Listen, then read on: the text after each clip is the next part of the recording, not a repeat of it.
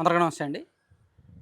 ప్రముఖ సినీ నటుడు ప్రకాష్ రాజ్ గారు తెలుగు, తమిళ, మలయాళ, కన్నడ సినిమాలు ముఖ్యంగా తెలుగు అండ్ తమిళ సినిమాల్లో ఆయన వందలాది సినిమాల్లో ప్రధాన పాత్రలు పోషించారు.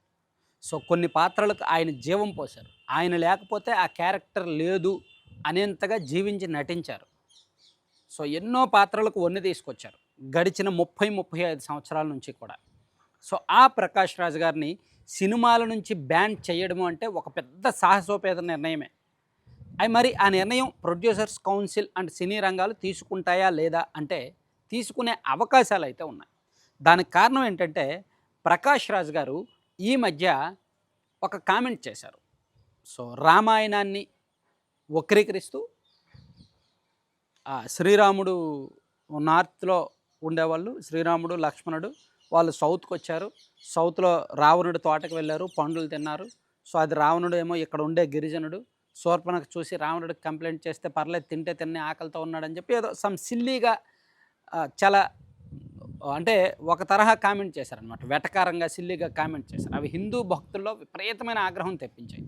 దాంతో ప్రకాష్ రాజ్కి వ్యతిరేకంగా చాలా చోట్ల పోలీస్ కంప్లైంట్లు అండ్ కొన్ని చోట్ల ఎఫ్ఐఆర్లు కూడా నమోదయ్యాయి. సో దాని మీద చాలా మీడియాలో రకరకాల వార్తలు వచ్చాయి. దీని మీద ప్రకాష్ రాజ్ గారు ఈ మధ్య రెస్పాండ్ అయ్యి తన వివరణ కూడా ఇచ్చారు. తాను అటువంటి వ్యాఖ్యలు చేయలేదు, తను చేసిన వ్యాఖ్యలను కొంతమంది కావాలని వక్రీకరించారు. సో నేను వచ్చిన తర్వాత అన్ని డీటెయిల్డ్గా మాట్లాడతాను అని ఆయన వివరణ ఇచ్చే ప్రయత్నం చేసినప్పటికీ స్టిల్ ఇప్పటికీ కూడా ఆయన మీద వార్తలు ఆగడం లేదు, ప్రచారం ఆగడం లేదు, ఆగ్రహం ఆగడం లేదు, కంప్లైంట్లు ఆగడం లేదు, హిందూ సంఘాల ఆందోళన ఆగడం లేదు. సో ఈ నేపథ్యంలోనే అతన్ని సినీ రంగం నుండి బ్యాన్ చేయాలి, అసలు అతని సినిమాల్లో నటించడానికి వీల్లేదు అనే డిమాండ్లు ఎక్కువయ్యాయి అన్నమాట. సో మరి ప్రొడ్యూసర్స్ కౌన్సిల్లో కూడా ఒక చర్చ వచ్చింది. అసలు ఏం చేయాలి, ఈ ఒత్తిడి పెరుగుతోంది కదా, నిజంగా బ్యాన్ చేయాలా వద్దా, అవసరం ఉందా లేదా అనేది చర్చిస్తున్నారు. బ్యాన్ చేస్తే మాత్రం అది సాహసోపేత నిర్ణయమే.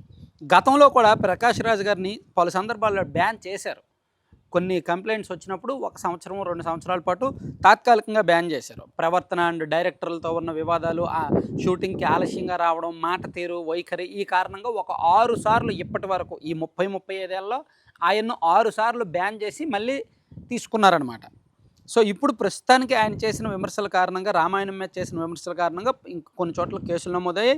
అండ్ ఆయన సినిమాలు బాయ్కాట్ చేయకపోతే, ఆయన్ను బ్యాన్ చేయకపోతే ఆయన సినిమాలను బాయ్కాట్ చేస్తాం, ఆయన ఉంటే మేము సినిమాలు చూడం, సినిమాలు రిలీజ్ అవ్వనివ్వం అని హిందూ సంఘాలు గట్టిగా ఉన్నాయి. సో దాంతో ప్రొడ్యూసర్లు కాస్త భయపడుతున్నారనమాట. ఎందుకులే కాంట్రవర్సీ, ఎందుకంటే ఆయన చేసిన వ్యాఖ్యలు జనంలోకి విపరీతంగా వెళ్ళాయి, విపరీతంగా ఆగ్రహ జ్వాల ఉందన్నమాట.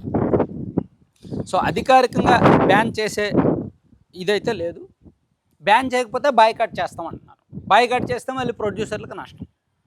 అందుకని కొన్నాళ్ళు ఆగ్రహం తగ్గడానికి ఒక 6 నెలలు లేదా 1 సంవత్సరం బ్యాన్ చేసినా సరే వీళ్ళు చల్లబడతారు.